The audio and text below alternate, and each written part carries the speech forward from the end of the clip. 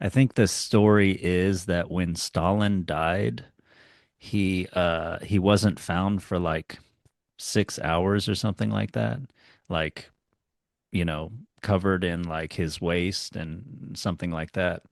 And yeah, that's just sort of like an image of this is like the most one of the most powerful men in the world.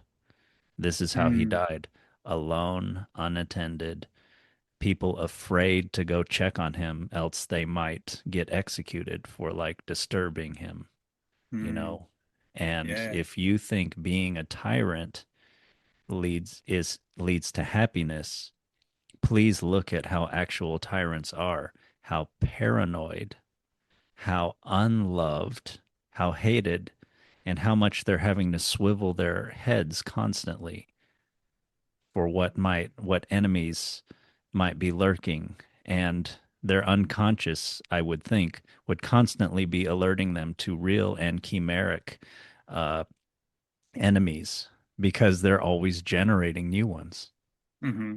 Hmm. Yeah, because there's my anyway, my read on that, I don't want to say that this is true, but my read on it, that is it goes back to what we were talking about with the chocolate cake, of like they are enacting power, the need for power to that degree can only come from a misunderstanding of power as the means of procuring safety or Yeah. something.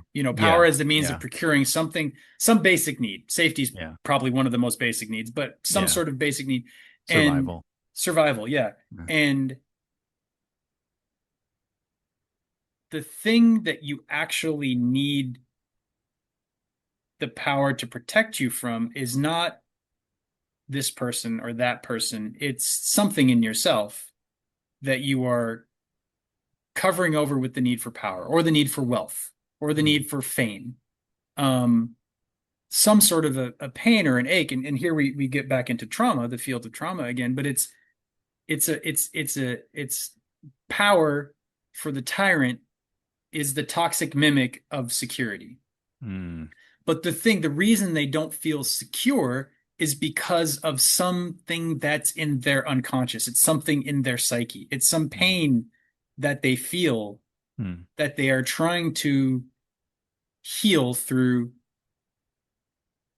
the acquirement and enactment of power over others. Mm. But the enemy's on the inside, Mm. and so they never are satisfied. If they were satisfied with power, they wouldn't keep trying to grow it. The Yeah. fact that they keep trying to grow it proves it's some sort of an addiction. It's some Yeah. sort of a projected need onto power. Yeah. And so therefore they'll never be happy. They'll never be satisfied, and they need more and more power, and they end up shitting themselves in bed unattended for 6 hours because everyone's so afraid of it. He's achieved everything he wanted, and it hasn't made him any happier or safer. Yeah. Um, and so what was driving him? If power was meant to provide something and it didn't provide him with it, what was driving it? What did he actually want?